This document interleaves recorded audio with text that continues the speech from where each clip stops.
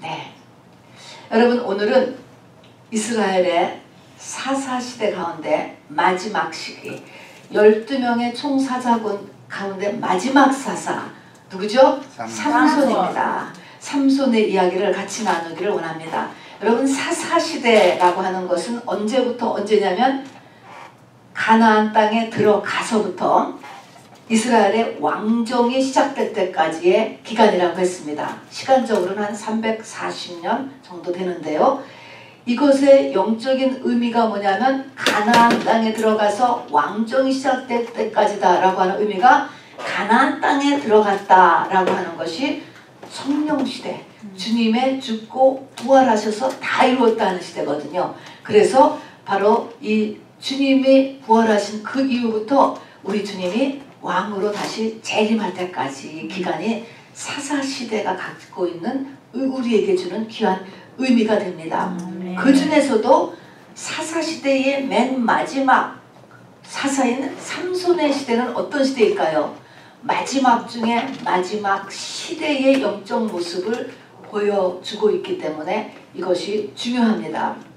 저는 이 삼손의 시대가 시작되었고 이제 딱 앞으로 올 시대예요. 여러분 앞으로 올 시대, 이런 시대가 이제 올 거예요. 여러분 그래서 이 영적으로 미래를 대비하기 위하여서 우리가 이 사사시대의 마지막 삼손의 이야기를 나눠보기를 원합니다. 굉장히 깊은 영적인 의미와 또 심각하기 때문에 오늘 다 못하고 두 번에 나누어서 아마 하게 될 것 같습니다. 어쨌든 이 삼손의 이야기는 이 성경에 13장, 14장, 15장, 16장하고 절수로는 126절이 돼요. 그런데 바로 이 삼손의 이야기 바로 전에 전 사사들 9번째 사사, 10번째 사사, 11번째 사사 입산, 엘론, 압돈이라는 이름의 사사의 이야기는 세 분이 합하여서 8절밖에 안 써있어요. 그 바로 앞에. 그런데 8절인데 오늘 삼손의 이야기는 126절이에요. 그러면은 한 분으로 치면 어떤 사사보다 거의 그냥 50배나 지금 많이 적어놓고 있습니다. 그만큼 마지막 중에 마지막을 우리에게 예비하도록 하나님께서 말씀하신 것입니다. 자, 그런데 우선 이제 삼손의 시대를 들어가면서 우리가 첫 번째, 여러분 중에 많은 분들이 아실 거예요. 저도 말씀을 이거는 나눴으니까 12번째 이 사사시대의 특징, 사사시대의 특징인데 그 중에서도 특히 12번째 이 삼손시대의 특징은 뭐냐면 지금까지 사사 11명이 지나가는 동안에 사이클이 있었잖아요. 하나님이 구원해 주시면 그 다음에 다시 범죄하고 부르짖게 되고 그러면 다시 사사를 세워주고 이런 일이 11번을 지금 사이클을 했습니다. 그리고 거기에 하나님이 사사를 세우셨을 때 하나님의 손이 움직였을 때 바로 전에는 뭐가 있었냐면은 부르짖는 거가 있었잖아요.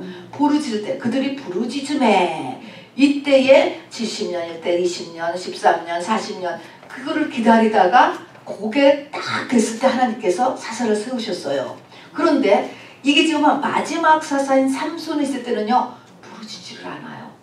부르짖었다는 게 없어요. 근데 하나님께서 이제 삼손의 사사를 세우는 것입니다. 자, 그럼 왜 부르짖지 않았을까? 왜 부르짖지 않았지? 한번 생각해 보시기 바랍니다. 왜 부르짖지 않았지? 그 전까지는 이렇게 너무나 힘들기 때문에 부르짖은 거죠. 못 살겠다. 도저히 못 살겠다. 세상적인 방법 더 동원했지만 안 된다. 끝에 이런 거잖아요. 그래서 부르짖는다는 것은 길이 하나도 없은 상태였어요. 그러니까 그래도 성령을 받은 사람이니까 마지막으로 그 성령의 도우심으로 인하여서 부르짖은 것이에요. 근데 왜 삼손 때는 부르짖질 않았을까 하는 것입니다. 여러분 왜 하나님 이 부르짖는다는 것은 하나님 앞에 와서 부르짖는 건데 왜 부르짖지 않았느냐, 이것부터가 이제 지금 문제가 되는 것입니다. 그동안에 정치적으로 학대를 당하고 군사적으로 학대를 당하고 막 이렇게 착취를 당하고 자기가 본 걸 뺏기고 뭐 이렇게 했을 때 그들은 고통했어요. 이스라엘 민족들은요. 그리고 저행했잖아요. 그런데 이 마지막 이때는 지금 삼손 때는 블레셋이라고 하는 나라가 전체를 점령하고 있었는데 이 블레셋은 어떻게 보면 고차원 전법을 쓰고 있었습니다. 이게 마지막 중에 마지막 때인 거예요. 그 마지막 중에 마지막 때의 사단의 전파는요, 문화를 지배하는 거예요. 문화적 지배. 이게 말이 어렵죠? 문화적 지배라고 하는 것은 그 사람들의 가치관을 바꿔주는 거예요. 그래가지고 블레셋의 생활 습관이 좋게 생각되는 거예요. 그것이 좋아, 훌륭해. 그리고 우리가 내가 지금까지 지켜왔던 것보다 훨씬 그게 좋다. 이거를 집어넣어주는 것입니다. 그러니까 이스라엘 민족들이 블레셋하고요, 한편이 되었어요. 그래서 이제 13장, 14장, 15장, 16절을 보면은 오히려 삼손이 문제를 일으켰을 때, 사실은 문제를 일으킨 건 아니에요. 이렇게 어쨌든 하나님에 의해서 움직였을 때 이스라엘 민족들이 이 삼손을 잡아다가 블레셋에다 갖다 준다니까. 이렇게 완전히 넘어갔어요. 아마 이것이 그대로 두었다면 한 두세 대만 더 지나면은 이스라엘 민족은 완전히 없어질 판이냐? 블레셋에 흡수돼서 없어질 판국. 이게 문화적 동안, 이 문화라는 것이 이렇게 무서운 거예요. 때리는 거는 차라리 괜찮아. 아프면은 괜찮은데 문화적으로 없어질 판이 되었다는 것입니다. 여러분, 이게 언제 또 이렇게 일어났었죠? 노아 홍수 때 그랬잖아요. 방주 우리 봤잖아요. 그때 방주라고 하는 의미가 보존의 차원이라고 그랬습니다. 뭔가가 싹 다 없어지겠어. 끊어지겠어. 하나님의 구원을 하여준 그 하나님이 만드신 그 인간이 없어진, 노아가 아니면 없어지게 생겼을 때 노아를 잡은 거거든요. 똑같은 거예요. 마지막 때가. 이스라엘 민족이 완전히 없어질 찰나에 지금 이르렀다고요. 이런 상태다라는 것을 알아주시기 바랍니다. 그래서 보존의 상태, 그리고 진리가 없어도, 하나님은 두 번째로 밀어난다 하더라도 진리가 없어도 사람이 살 수 있는 게 있어요. 뭔지 아세요? 우리가 막 열심히 살아도 마음에 허무가 오고, 인생에 이렇게 그냥 슬픈 마음도 오고 이런 게 있는데, 그런 거 없애는 방법이 있어요. 없애는 방법. 그게 하나님으로 인해서 다 그게 채워져야 되는 건데, 하나님 없어도 여러분 그거 없앨 수 있는 사단의 방법이 있지. 그게 뭘까요? 여러분, 성의 자유예요. 연애하면 여러분 없어져요. 그런 거. 연애하면 교회 안 다녀도 살 수 있어. 사단의 방법이에요. 그러니까 난리를 피는 거야. 세상에서 전부 다. 성의 자유가 일어납니다. 항상. 그래서 그것이 나타나는 것 중에 하나가 동성연애, 난리 법석들을 전부 피는 거잖아요. 이런 식으로 성입니다. 이건 그치? 노아 시대도 있었는데 지금 똑같아요. 이 시대도, 삼손의 시대도 지금 이 증상이 그대로 다 깔고 들어간다는 것을 알아두시기 바랍니다. 자, 그러면 이런 때에 하나님의 방법은 무엇이냐? 이런 사람들을 어떻게 지금 하나님의 구원 역사를 계속하느냐 하는 것입니다. 그래서 마지막 때의 마지막이 아주 때 중에 때에 하나님의 방법은 어떻게 하는 거냐면 세상과 사람의 마음을 떼놓는 일을 하는 거예요. 이 구원의 방법이 참 이상하지요. 마음이 둘이 찰싹 붙어 있어. 찰싹 붙어. 이거를 어떻게 마음을 세상하고 띄느냐. 이게 하나님의 역사예요. 그러니까 우리가 흔히 생각할 때 내가 세상을 이기었노라 그러면 세상에서 내가 돈을 많이 벌고 세상에서 높은 지위. 그런데요, 그런 표현은, 그렇게 해석하는 표현은 우리가 성전 뜰 신앙 때는 그렇게 해서 나가요. 그렇지만 지금 이제 깊게 들어가고 시대적으로도 이렇게 깊어졌을 때 하나님은 어떻게 역사하느냐라는 것을 볼 수 있어야 돼요. 그 사람을 세상하고 마음뛰게 하는 일을 하는 거예요. 마음뛰게 하는 걸. 이 일을 한다는 것입니다. 자, 그래서 성경에서도 우리가 보면은 세상 임금이 누구라고 그랬습니까? 마귀라고 그랬죠. 성경은 세상과 벗되는 자는 하나님과 뭐라 그랬어요? 원수라고 그랬죠. 하나님의 뜻을 이루는 게 아니에요. 세상과 벗된다는 것은. 벗된다는 거예요. 친구는 뭐예요? 사이가 좋아. 세상하고 세상하고 사이좋게 지내. 세상하고 즐겁게 지내. 세상하고 잘 맞아. 코드가 잘 맞아. 이게 벗되는 거예요. 이게 세상하고 근데 그렇게 지내면은 하나님과는 뭐 되고 있어요? 원수가 되고 있다는 것입니다, 여러분. 이런 상태예요. 자, 그래서 이 원래가 세상과 기독교는요, 세상과 기독교는 갈등하는 거예요. 원수라고 그랬으니까 갈등한다. 미국이 시작돼서 300년 전만 해도 청교도 시절이죠. 목사는 당연히 세상과 기독교가 갈등한다고 선포했었어요. 당연히 선포했었어요. 그리고 만일에 세상과 기독교가 갈등하지 않는다면, 어떤 사람이 세상에 대해서 갈등하지 않고 어떤 교회가 세상과 갈등하지 않는다면, 그래서 평화롭게 지낸다면 그 크리스찬이나 그 교회는 완전히 먹힌 것이다. 먹힌 것이라는, 끝난 거예요. 끝난 거. 이름만 있을 뿐이지 그냥 세상에 약간 마귀 사람인 거예요. 마귀 교회인 거예요. 그렇다라고 이야기했었는데 지금은 이런 얘기를 거의 못하죠. 세상과 구별합시다 하면은 성도들 대부분이 튕겨나가요. 왜냐하면 세상을 잘 살게 해주기를 원하기 때문에 그렇잖아요. 그래서 이게 좁은 길이 되는 것이고 숫자가 엄청 적어질 수밖에 없게 된다고 했습니다. 제가 어제도 말씀했지만 이 자유주의 신학이라는 거가 그걸 해요. 사실은요. 그래서 독일에 불트만이라고 하는 신학교를 가면 여러분이 일적으로 배우는 사람이 있어요. 그 사람이 한 거가 그거거든요. 세상 사람들이 거부하지 않게 해라. 또 믿는다고 하는 사람이 세상에 나가서 부닥치지 않고 자연스럽게 어울려서 살게 하자. 그래서 나온 것이 성경에서 뭐를 빼? 영이라고 하는 거 빼는 거예요. 그 다음에 성경에서 나오는 기적을 빼는 거예요. 하나님 이거 다 빼자 하는 거예요. 이것이 다 번져나갔어요. 독일 신앙이 미국으로 오고 미국 신앙이 한국으로 들어갔잖아요.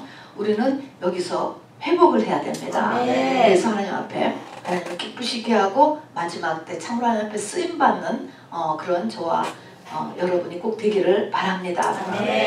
자, 그래서 세상과 평화롭게 지내는 것이 맞는 것이 아니다.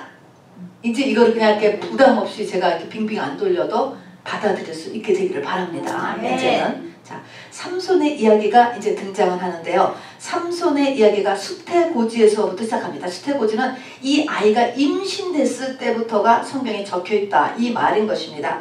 성경에서 수태고지가 기록된 사람은요, 아주 귀하게 하나님 앞에 쓰임받는, 하나님의 어떤 굉장히 중요한 일을 알려주기 위해서 때가 수태고지부터 시작해요.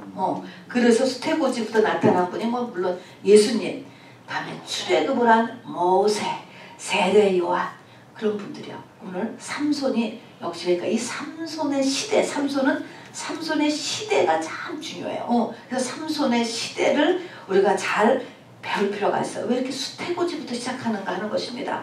우리가 알다시피 임신하지 못했던 마노아라고 하는 이스라엘 민족 부부였습니다. 이런 부부에게 이제 하나님의 천사가 나타나서 내가 아들을 낳을 것이고 이제 그 아들이 바로 이스라엘을 구원할 것이다. 이런 말씀을 합니다. 이 마노아 부부가 그런 가운데서도 그래도 신실한 부부였기 때문에 그거를 받아들였습니다. 받아들이면서 그 천사에게 우리가 하나님을, 이 아이를 어떻게 그러면 키워야 될까요? 이제 이걸 물어보는 게 나옵니다. 엄마만 나온 게 아니고 아빠도 나와요. 좋은 거죠. 훌륭한 거죠. 그래서 부부가 다 나와서 어떻게 아이를 키울까 하는데 한마디였어요.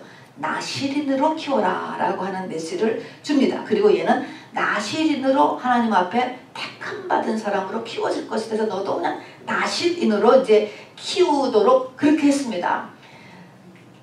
자, 그런데 그게 13장의 수태고지예요. 자, 그러면서 이제 13장에서 14장이 뛰어넘어. 그냥 그 동안에 이제 애가 태어나서부터 이제 뭐 3살, 4살, 뭐 7살, 그 쭉 생략하고 성인이 됐어, 성인이. 자, 그러면 이렇게 수태고지까지 받고 나실인으로 택함을 받았고 나실인으로 키워라. 또 그 가운데서는 아주 믿음이 있는, 또 얼마나 귀한 아들이에요. 이게 지금 아들로 태어났으면 어떻게 키워졌을 것 같아요. 이제 짱 사면이 바뀌어가지고 성인이 됐습니다. 성인이 된 모습이 여러분 어땠을 것 같아요? 삼손의 모습이 참 근사하게 여러분 믿음 좋은 아들로 여러분 자라났을 것 같아? 어떻게 생각해?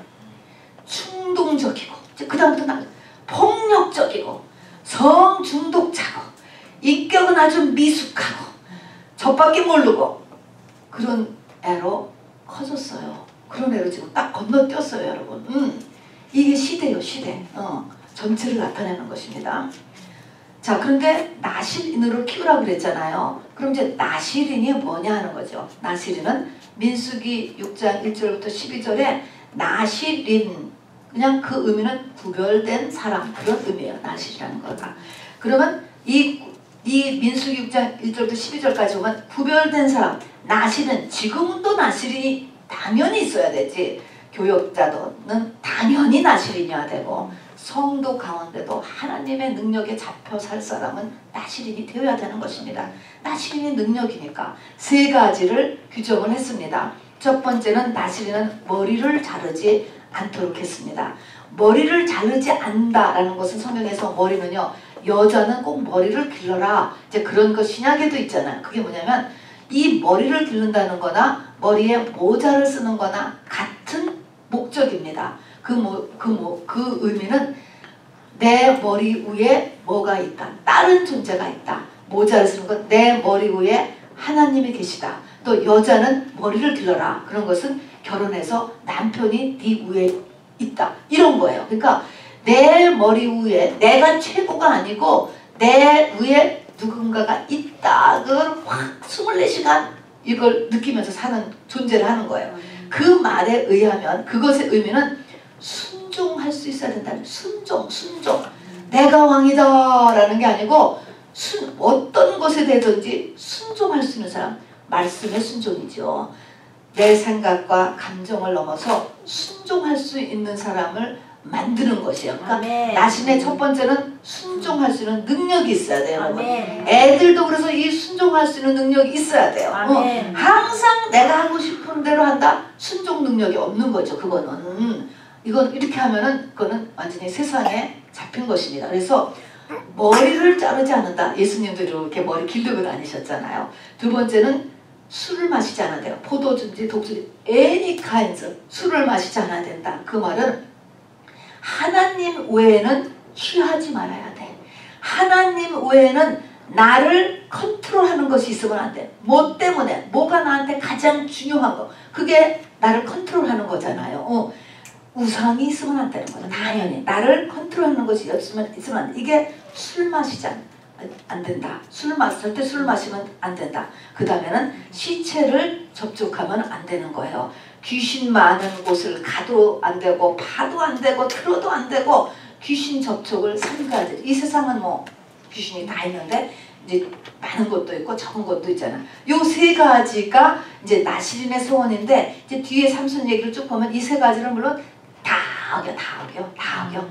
자, 이렇게 저도 나실인의 소원은 그렇습니다. 그런데 이제 이 시대가 삼손의 시대가 마지막 중에 마지막 시대로 이제 좀 다가오는데 구체적으로 보면 어떤가 한번 보세요. 이제 나신의 소원은 싹 다 없어졌어. 다 없어진 게 다 안 지켜. 근데 우선 14장을 한번 잠깐 보시면은요. 14장 이제 성인이 돼서 이제 첫 번째 이제 나와요. 얘가 어떻게 컸을까? 이렇게 굉장한 아들이 지금 이제 탄생한다고 했는데, 어떻게 했을까라는 것이 이제 성인이 된 다음에 이제 14장 1절을 한번 보겠습니다. 시작. 삼손이 딥나에 내려가서 여기까지 한번 보면 돼. 딥나를 갔다는 거야. 딥나. 삼손이 딥나를 갔다. 16장으로 한번 가보세요.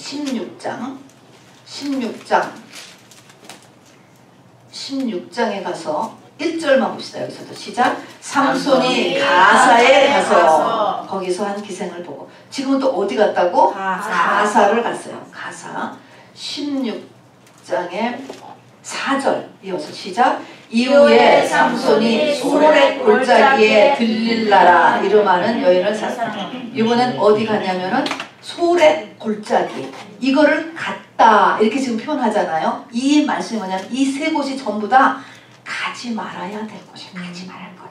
가지 말아야 될 곳을 그냥 쓱 가. 딥나, 가사, 소래 골짜기 블레셋의 도시들이거든요. 이 우리가 문둥병자에 치료받을 때도 항상 발가락에다 피칠하잖아요. 가는 곳을 점검해야 되는 거예요. 자유하다고 아무데나 가면 안 돼요. 이런데 삼손이 막 가? 지금 막 가? 이 말은 뭐예요? 하나님 말씀을요 하나도 안 지켜도 아무렇지도 않아요. 이거는 결국은 율법이잖아요. 그래서 성경 말씀은 상관없이 살아요. 성경 말씀을. 이게 첫 번째 지금 이 시대예요. 성경. 두 번째는 이제 우리가 보지만은 이 딥나의 여자를 만나러 갈 때 사자를 찢어 죽이잖아요. 죽였으면은 죽었잖아. 그 시체를 만지고 또 그 시체에서 오다 보니까 다음에 가니까 또 거기다가 벌이 집을 지어서 꿀이 나오고 있는 거예요. 가서 그 시체 속에는 꿀을 먹어요. 그리고 그 꿀 갖다 자기 부모도 갖다 줘요. 시체를 만지면 안 된다. 아까 시체를 접촉하면 안 된다 그랬어. 감각이 전혀 없다는 거야. 또 부정한 것도 먹으면 안 되잖아. 우리 레위기 11장에서 배웠잖아요. 유대인들은 그 레위기는 정말 달달 외워야 되는 건데 부정한 거 먹으면 안 된대. 그 짐승의 시체 속에 있는 걸 저도 먹고 엄마도 갖다 주고 그러고도 아무렇지도 않아. 갖다 줬어요. 그리고 그러니까는 부정한 시체도 만들었고 부정한 음식도 먹고 그 다음에 불신자와 사귀는 거 아무렇지도 않아. 불신자와 결혼하는 거 하죠.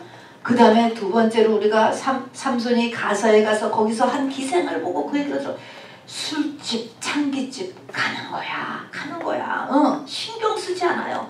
그런데 여기서 또 보면은 이 14장 중간에 이제 이렇게 보면은요. 삼손이 나실인이잖아요. 아 너는 사명이 있어. 이렇게 되니까 자기는 또 사명은 또 사명이라는 일을 하려고 해요. 그래서 이렇게 하면서도 내가 이 블레셋을 무찔러야지 이런 생각을 했다니까요. 여기를 보면요. 그래서 사명은 사명이다. 또 사역은 사역이다.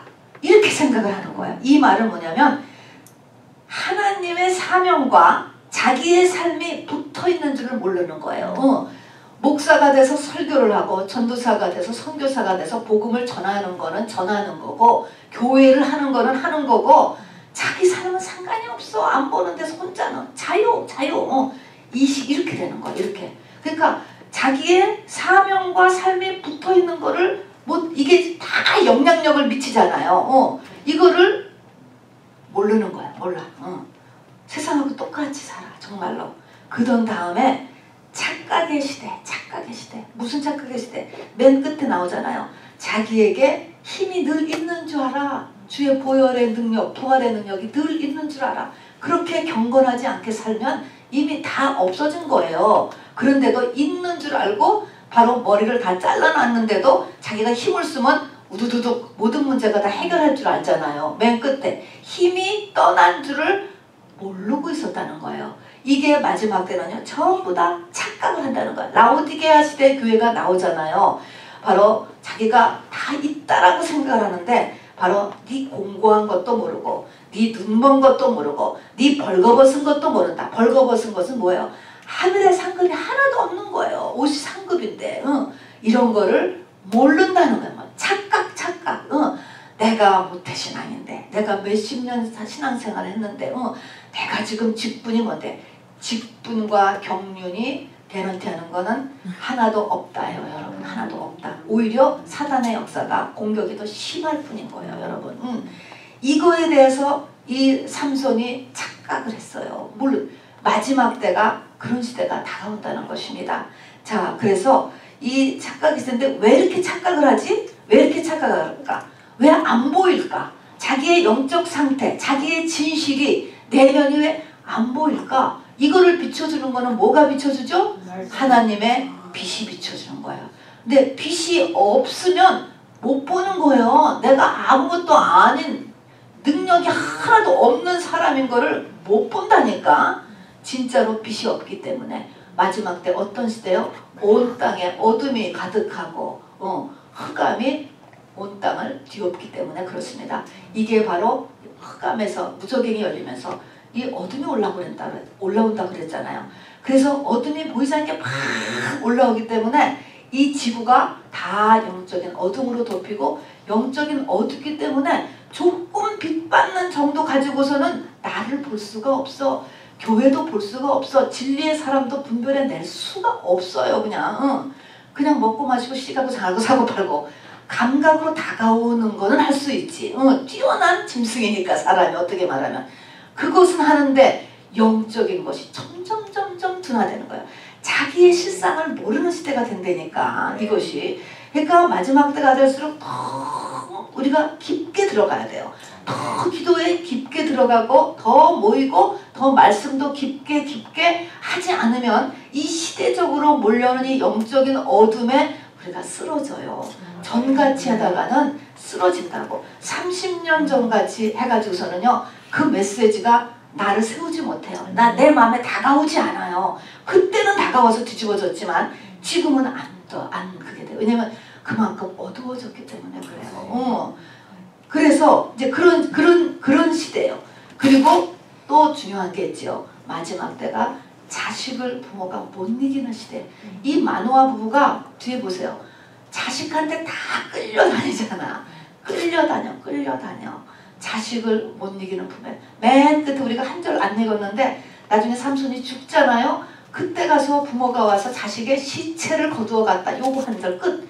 잘 나름대로 키워놓고 그 다음에 자식 때문에 자식한테 손을 못 대. 그 다음에 그 자식이 죽었어. 죽으면 시체 처리. 그것밖에 부모가 못하는 거예요. 이게 무서운 시대잖아요. 이것 때문에 우리가 기도하고 부르짖어야 돼요. 내가 자식을 못 이기면 내 자신을 봐야 되잖아요. 이게 문제인 것입니다. 자, 어쨌든 지금 마지막 때에 하나님은 구원이 무슨 구원이냐? 세상을 하고 우리의 마음을 어떻게 하는 거예요? 뛰어넘는 거예요. 뛰어넘는 거. 세상에서 맘 떨어지게 하는 거. 이렇게 하려니까 어떤 일을 하겠어요? 세상하고 틈을 만들어야 돼. 자꾸 틈을 만드는 일을 하는 거 하나님께 틈 만드는 일. 요 일을 하나님께서 하신다라고 하는 하나님의 깊은 이 마지막 때 구원 사역을 우리가 알 수 있게 되길 바랍니다. 그러니까 뭐 세상이 흘러가는 대로 다 간다라고 해서 좋은 것만 아니에요. 거기 항상 하나님의 깊은 뜻이 같이 가고 이렇게 있습니다. 이제 그런데 이 지금 삼손에게는 어떻게 역사하느냐면은 삼손이 여자일 때 마음이 끌리는데 이게 다 세 명이 다 지금 속에 세 명의 여자가 지금 등장하는 거예요. 이 세 명의 여자가 다 블레셋 여자, 블레셋. 이 사람을 좋아하는 거는요 외모로 이렇게 예쁘거나 그렇지 않아도 끌리는 사람이 있는 거예요. 사람이 좋아하는 거. 그래서 다 짝이 있다 그러고 제 눈에 안경이라고 하지 않습니까? 근데 이상하게 삼손이 블레셋 여자만 이렇게 좋아해. 블레셋 여자만 좋아하는데 좋아했다라고 해서 그 여자하고 결혼해서 그 여자가 막 믿음이 쪽으로 동화되고 좋은 아내가 될 수도 있잖아요. 성경에 보면은 룻이라는 여자는 이방 여자였지만 이게 이쪽으로 연합이 돼가지고 훌륭한 믿음의 조상이 되잖아요. 그런데 이상하게 삼손이 좋아하는 여자는 그렇지가 않은 거예요. 자기 믿음을 버리지도 않고 동화가 안 돼. 그렇게 하면서 이상하게 문제가 막 일어나는 거예요. 이 배후 조정을 하나님이 하신다는 것을 알아야지 돼요.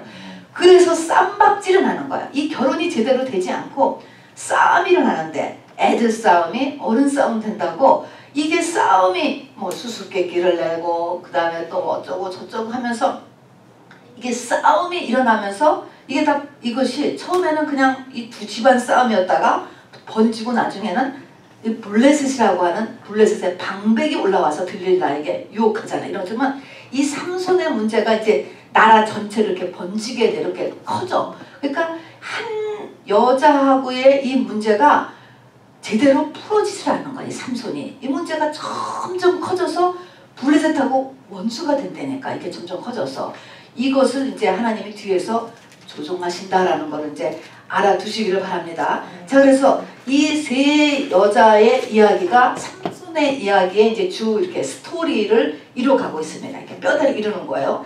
그래서 하나는 딥나의 한 여인, 가사의 한 여인, 소래골짜기의 한 여인, 제일 유명한 사람은 그 중에서도 마지막에 삼손을 죽게 한 드릴라라고 하는 여자지. 여기서 세 여자가 등장해요. 근데 우리가 이제 여기서 짚고 넘어갈 거가 삼손을 이 수태고지를 받을 때, 하나님으로 수태고지를 받을 때 그 하나님이 자기의 이름을 어떻게 계시하느냐면은 기묘자다 이렇게 시작해요. 하나님의 이름이 여러 개가 있잖아요. 또 하나님이 각 사람에게도 나타나는 모습이 다 달라요. 시기에 따라서도 또 달라요. 변하기도 해요. 근데 삼손에게 기묘자라는 이름을 줘요. 이게 왜 기묘자다. 이 방법, 이거 기묘한 거예요. 물론 이제 예수님의 이름이 하나인데 이 말씀은 뭐냐면 하나님의 기가 막힌 인간 구원의 방법을 첫 번째로 예시하는 거예요. 기가 막힌 구원의 방법이라는 것은 어떻게 피조물로 만들어진 흙덩이가, 이 흙덩이야, 진흙덩이가 어떻게 천지를 창조하신 하나님의 레벨에 들어가서 그 하나님과 같이 영혼육이라고 해야 될까? 내면과 환경이 영원한 그 기쁨과 능력을 가지고 영원히 존재하느냐. 이게 기묘한 거예요. 어떤 방법, 어떻게 그런 방법이 나올 수가 있지? 이게 기묘의 첫 번째. 그러니까 이것이 인간 영생을 얻게 하는 방법 있잖아요. 독생자를 주심으로 인하여서 이 흙덩이로 하여금 영생을 얻게 한다. 이것이 첫 번째 기묘예요. 돼지 새끼를 사람을 만들었다. 그것도 조금의 기묘지. 완전한 사람, 돼지가 사람이 됐다. 기가 막힌 거지. 그런 것처럼 흙덩이가 신이 됐어. 이게 어떻게 그렇게 될 수가 있느냐. 온 우주에 그게 기묘해요. 기묘. 그러니까 구원의 방법을 나타내기도 하고 그 다음에는 이제 하나님이 이 삼손을 통해서 이스라엘의 구원을 일으키는 이 방법이 기묘하게 일어날 거라는 것입니다.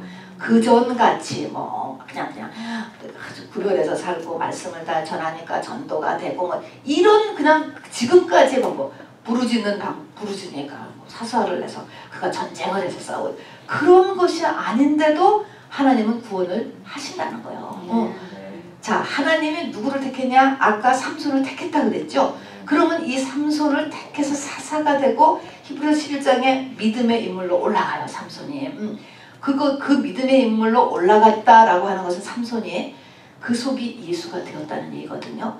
마가의 다락방, 오순절 마가의 다락방을 통과한 사람이 되었다는 거가 되는 거야. 그러니까 삼손을 그런 사람을 만들고야 만다는 거야. 택했다라는 것은.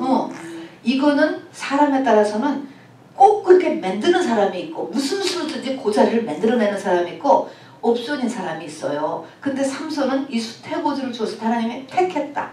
얘는 무슨 수로든지 간에 믿음의 사람으로 맺는다. 그 영혼이. 그것도 이뤄냈고 또 이스라엘을 구원하는 방법, 구원을 한다는 거예요. 삼손을 통하여서. 그래서 여기 보니까 삼손이 나중에 죽을 때 다곤 신전을 무너뜨리고 그 블레셋에 그리고 거기에 든 3,000명을 깔려 죽게 해요.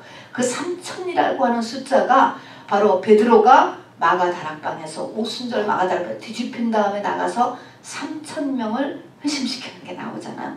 3,000이라고 하는 그 숫자, 어둠의 숫자를 마귀한테서 빼내는 것이죠. 그리고 다곤의 신전을 무너뜨렸다. 이게 삼손이 해야 될 일이었어요. 그러니까 상징적으로 3,000명이 죽었다 하는 것은 전도해야 될 분량 맞췄다는 거예요. 그 생애에서. 또 그 다곤 신전 무너뜨리는 거 했다는 것입니다. 여러분. 죽으면서 했지요. 그렇지만 이 땅에서 그 사람에게 주어진 사명을 다 감당하고 본인도 그런 영적인 고지에 올라가고 주었어요. 하나님은 그 일을 하셨다니까. 하나님은 기묘한 방법으로. 그래서 내 이름은 기묘자다라고 이렇게 말씀을 주셨습니다. 자, 그러면 이제 우리가 오늘은 첫 번째 시간이니까 핵심만을 말씀드리면 여기서 세 여자가 삼손 이야기에 이 세 기둥을 이룬다고 했잖아요. 딥나의 여인, 다음에 가사의 한 여인, 소래 골짜기의 한 여인, 세 여인인데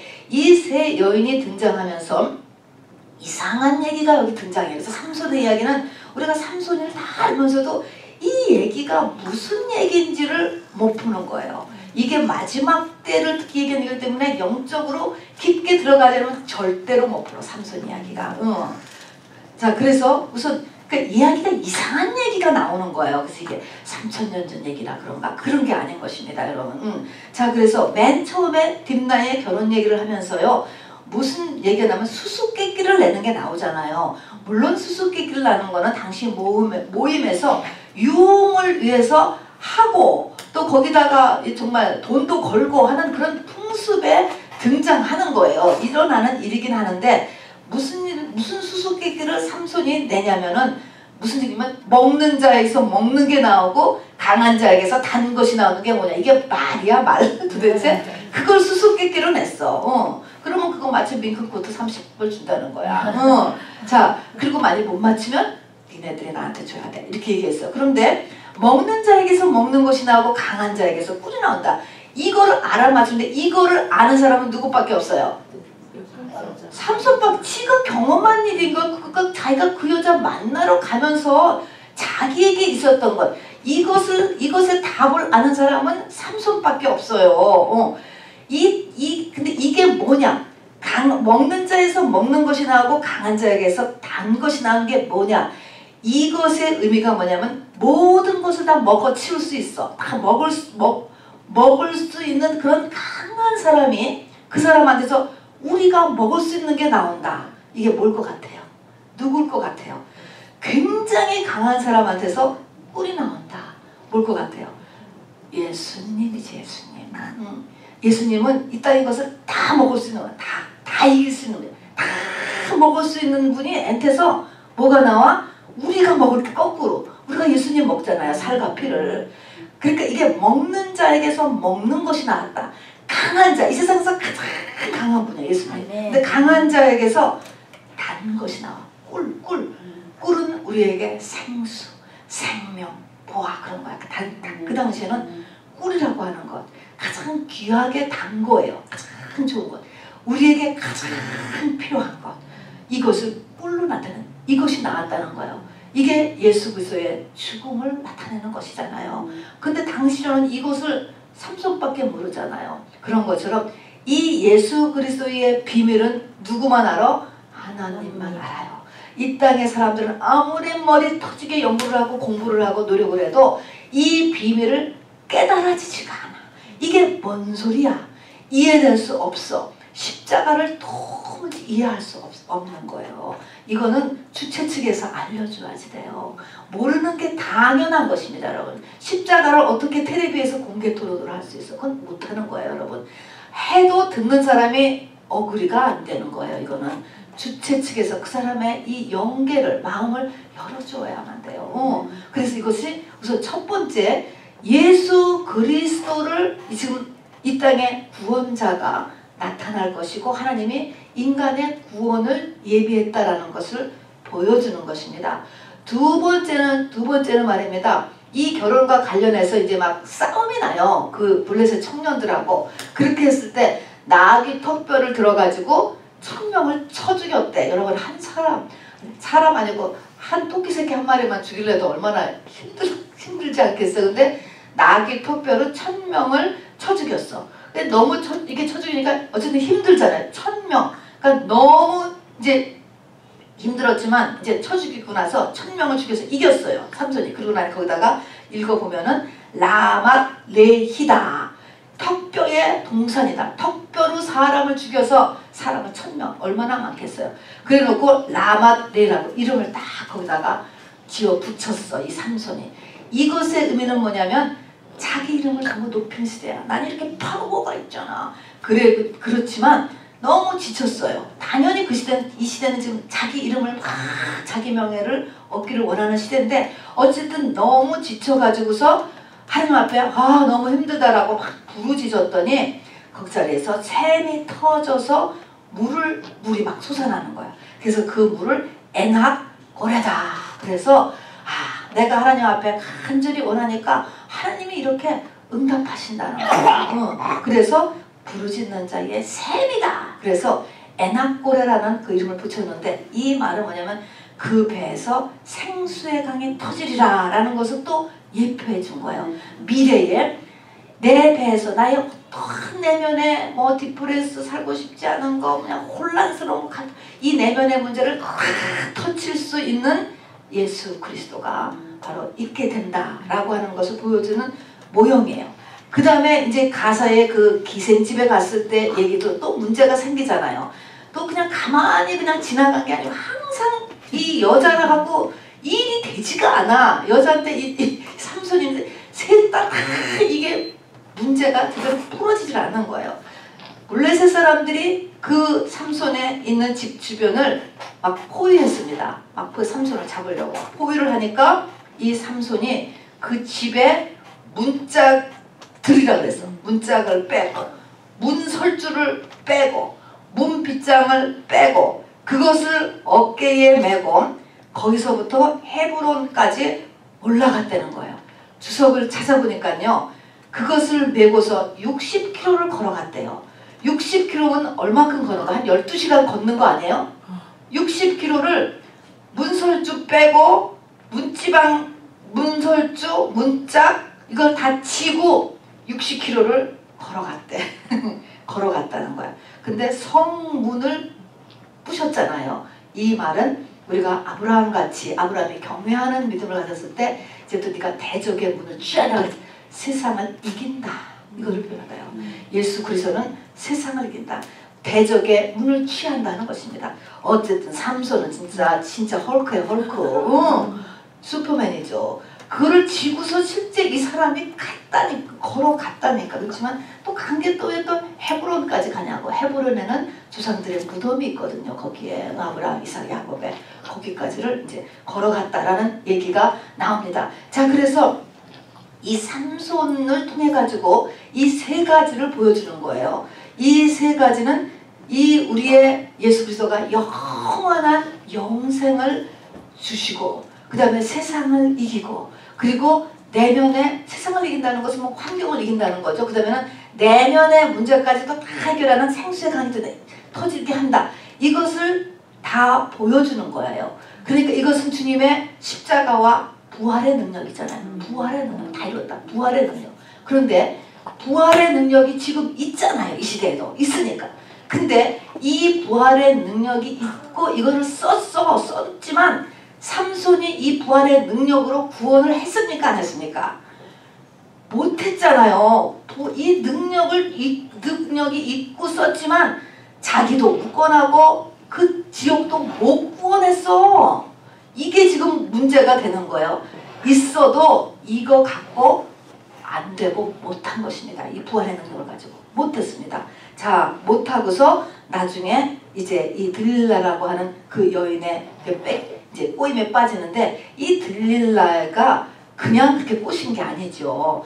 거기서 블레셋의 방백들이 왔다고 그랬어요. 그래서 이게 번져 나간 것이죠. 번져 나가가지고 거기서 은천을 준다고. 이렇게 은천은 돈이 10년치 일을 해서 하나도 안 쓰고 벌은 금액이래요. 보통 이 노동자가 말입니까? 엄청난 금액이잖아요. 은천을 주겠다 계약을 이렇게 하고서 하니까 여자가 이제 어떻게든지 저 삼손을 꽁꽁 묶고 힘을 빼고 꽁꽁 묶어서 이제 잡아달라는데 이제 가서 잡혀서 여기서 넘어갔잖아요. 우리 때 알다시피 넘어갔잖아요. 그리고 머리에 힘이 있다. 머리는 나시린의 첫 번째 해야 되는 일인데 머리를 깎았다. 나시린의 징표를 다 없애버렸다는 거예요. 세상과 똑같은 사람이 되면은 우리 영적인 힘이 다 없어지는 거예요. 사실은. 그래서 머리를 깎이고 힘을 다 빼니까 그리고 눈도 빼고 그 소경이 돼서 옥에 갇혀있는 모습이에요. 맷돌을 돌리고 필요에 따라서 가서 이제 그 서커스를 좀 시키고 그것을 보고 박수를 치고 조롱을 하고 이제 이걸 지금 하고 있는데 히브리서 11장 34절에 보면 히브리서 11장은 믿음장이거든요. 믿음의 인물들. 구약에는 믿음의 인물들을 써놓고 있는데 이 믿음의 인물의 특징, 믿음이라고 하는 것이 뭐냐면 마가다락방, 오순절, 그거를 통과한 사람, 신구약에 다 있는 거예요. 그걸 믿음이라고 하는 거예요. 그 사람들의 이름을 써놓은 거예요. 근데 거기에 삼손은 어떻게 삼손의 생애, 어떻게 그렇게 그 예수의 형상이 됐는가라는 것을 연약한 가운데 강하게 되었다 그랬습니다. 연약한 가운데 강하게 되었다 이렇게 써 있어요. 그러면 삼손이 다 갖고 있었잖아요. 자신은 다 있었잖아요. 부활의 능력 다 갖고 있었단 말입니다. 다 갖고 있었는데 이것이 연약하게 되었대. 그런 것이 다 있음에도 뭐예요? 심령이 바닥에 다시 떨어지는 거. 마가의 다락방에 들어갔을 때 거기 120문도 12제자의 모습이 우리가 알잖아요. 정말 예수님을 이 십자가에 다 도망가는 자기 자신의 꼬라지 봤잖아요. 부활한 주님이 나타나셔서도 어떻게 못하고 그냥 옛날 먹고 살기 위해서 푸치하게 해서 그냥 직장에나 다시 갈까 이랬던 사람이잖아요. 바닥에 떨어진 거예요. 나의 마음이 정말 한전하게 가난한 신령, 아무것도 없는 신령, 그렇게까지 떨어지고 떨어진 상태에서 하나님 앞에 다시 부르짖어가 두 번 나오는 것입니다. 하나님 앞에 기도한 것입니다. 이 기도 속에는 회개가 들어가 있겠죠. 그리고 정말 부르짖음이 있겠죠. 이것이 이렇게 간단한 것 같지만요. 이것이 그 마가 다락방에 120문도에 기도한 그것이 이 삼손의 그 옥에 갇혔을 때 이렇게 되면서 그것을 함축적으로 묘사하고 있는 거예요. 이렇게 했을 때 다시 힘이 나서 다 무너뜨렸잖아요. 그게 뭐냐면 진짜 믿음, 그것이 생긴 거예요. 진짜 구원, 진짜 믿음, 이 진짜 거듭남이 그때 일어났다는 것입니다. 그래서 이제 삼손이 정말 거기서 연자맷돌을 돌리고 혼자서 쇼를 하고 놀림을 받고 그러면서 그렇게 하면서 마지막으로 하나님 앞에 살려달라고 이렇게 했을 때 여기서 능력이 나와서 이제 그 사명을 다 감당을 했는데, 여기서 중요한 거가 우리가 이렇게 모순절 마가의 다락방에 성령 체험을 한 진짜 거듭남, 진짜 믿음이라고 하는 것, 구원이 이루어졌어, 영생을 얻었어 한 사람의 상태가 어떠냐라고 하는 것이 눈인 거예요. 눈. 그래서 눈을 뽑혔다 그랬습니다. 눈을 뽑혔잖아요. 눈이 바뀌어졌다는 것입니다. 바뀌어졌잖아요. 눈이 없어졌잖아, 삼손한테. 눈이 없어졌어.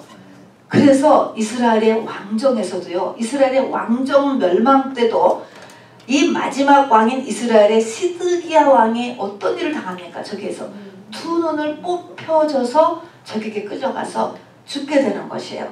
그래서 이 문제인데, 눈이라는 게 뭐예요? 관점이에요. 관점. 생각이에요. 무엇을 보는 관점, 무엇을 생각하는 관점이 눈이라고 하는 거예요. 눈이 뭐 높으니 눈이 낮으니 내 생각에는 이래. 이 눈을 똑바로 돼야 된다는 거예요. 세상 눈을 가지면, 세상 눈은 뱀의 눈이에요. 뱀의 눈. 세상의 관점을 가지고 이 땅을 사는 것을 완전히 변화된 사람이 예수예요, 여러분.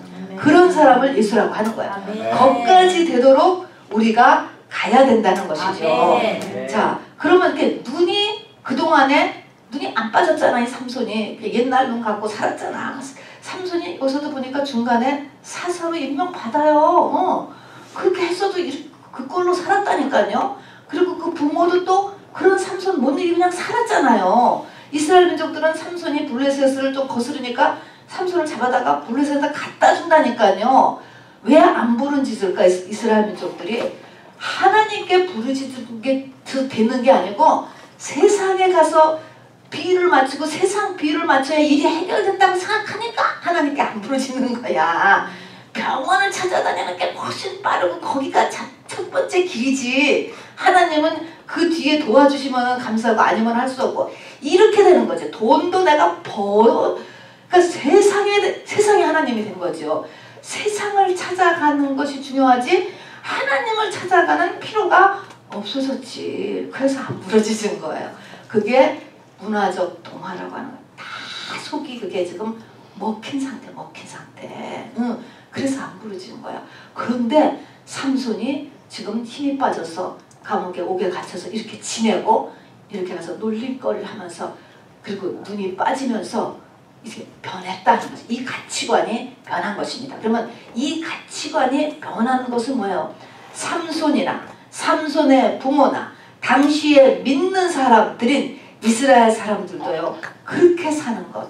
양다리 걸쳐 살고 양다리도 넘어서 이제는 완전히 세상이 하나님이잖아. 모든 걸 세상이 해결해 준다라고 생각하잖아. 보험이 해결해주고 그죠? 영주권이 해결해주고 그런 거예요. 그렇게 사는 것을 범죄라고 생각 안 하는 거야. 그걸 죄라고 생각 안 했다니까. 그게 죄라고 여겨지지 않아. 이 상태를 하나님이 나를 보고 뭐라고 하실까? 라고 생각을 못 한다는 거야. 눈이. 그 생각이. 의뢰 그런 것. 그것이 지혜라고 생각을 하고 이렇게 그 생각이 안 돌아오는 것. 이것이 눈의 문제인 거예요. 그것이 눈이 아직 안 바뀐 것이죠. 그러니까 이것을 우리가 바꿔야 돼. 내가 이렇게 했을 때 세상에서는 문제 하나도 없어. 근데 하나님이 보시기에는 너무 가슴 아프고 너무 하나님은 진노하고 계시고 분노하고 계시다는 것을 못 느끼는 거죠. 이 상태. 이거를 분별할 수 있었기를 바랍니다. 그래서 눈에 빠진 거예요. 자, 이제 말씀을 마무리합니다. 마지막 때 착각의 시대. 나는 착각하고 있지 않은가? 하나님이 나에게 진노하고 있는데 나는 하나님을 기쁘시게 하고 있다고 생각하고 있지는 않은가?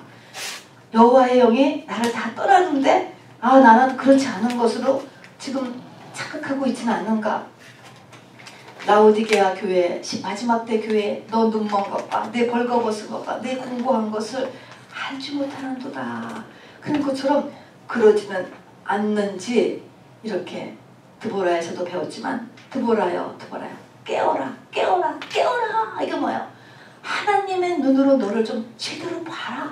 이게 깨는 거예요. 다른 거가 아니고. 그래서 이렇게 착각의 시대가 다가온다 라는 거예요. 착각의 시대.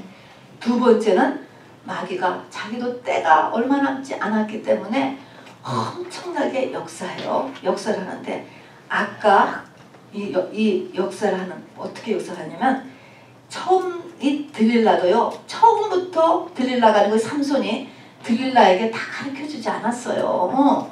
근데 어떻게 가르쳐주냐면 반복이야. 반복. 날마다 졸랐다. 날마다. 이 날마다가 굉장히 중요해. 믿음이 날마다 변해.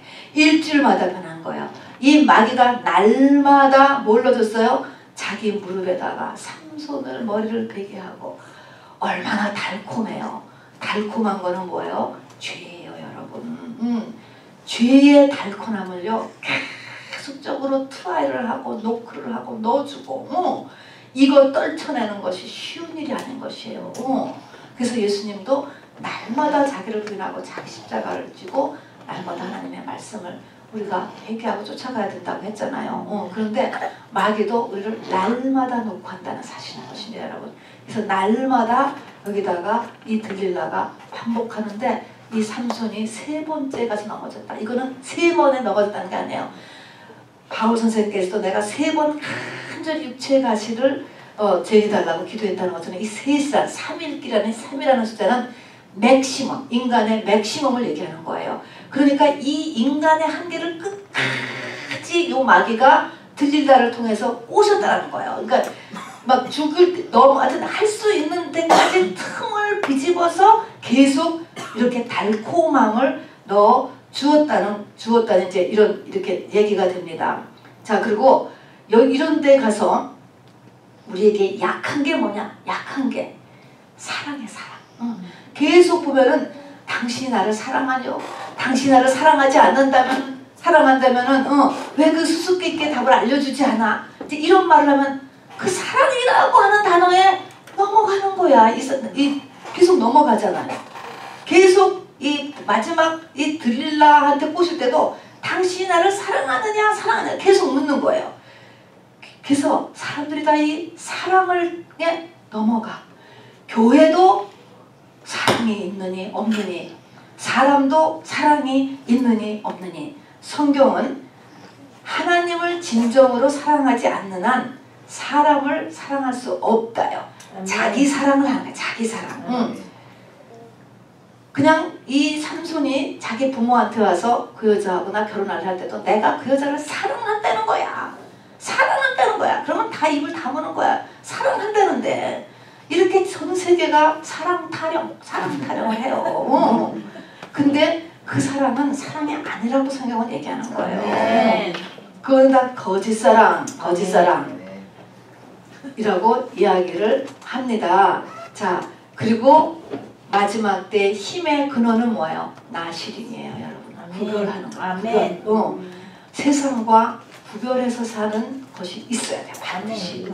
이 구별이 힘이고요. 그리고 세상과 떨어져 나가는 게 하나님의 의도야, 여러분. 하나님의 속 의도는 세상의 모조리티에 메인 라인에 못 들어가게 한다고. 요게 하나님이 축복하고 하나님이 쓰는 사람의 비밀이에요. 아멘. 그 다음에 가장 중요한 거 하나. 마지막에 가까워올수록 세상과 믿는 자가 붙잖아요. 둘이 찰싹 붙잖아요. 전부 다 붙잖아요. 막 붙어.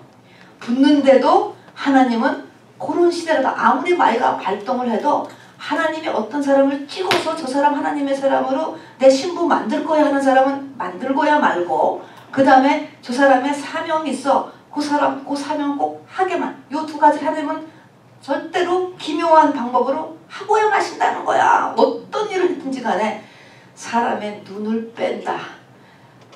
비참하지 않습니까? 죽는다. 비참하지 않습니까? 그렇게 잔인하고 비참한 방법인데도 불구하고 하나님이 쓰셔요. 이게 참 문제인 것 같아요. 어떻게 하나님이 그럴 수가 있어. 길바닥에 내 함께 하고 막 질병을 막 부치의 병을 주고 큰 페인을 주고 막 그걸 하신다니까 하나님께서. 왜냐하면 하나님 영을 구하시기 때문에 그래요.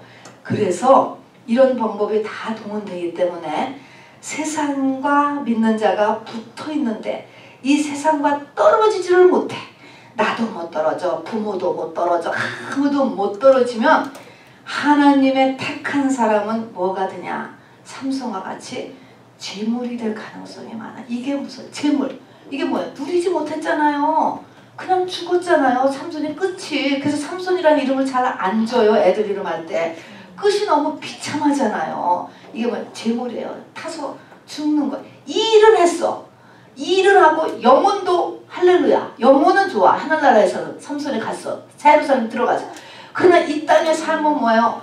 너무 비참하잖아요. 부모들도 너무 가슴이 아프잖아요. 말이 순교지. 얼마나 비참합니까, 여러분. 그렇게 끝날 수도 있다. 그것을 보여주는 게 삼손이야, 여러분. 저도 그렇고 여러분도 그렇고요. 재물로 끝나는 인생이 안 되기를 원해요. 아멘. 우리 가족 중에서도 재물로 끝나지 말고 아멘. 영혼이 잘된 가치, 아멘. 범사가 잘 되고 아멘. 강건한 우리가 되기를 원합니다. 아멘. 우리 시간에 우리 말씀을 생각하시면서 같이 기도하겠습니다. 우리가 언제 금요 예배에 다시 한번 자세한 이런 부분들을 설명해 올리도록 하겠습니다.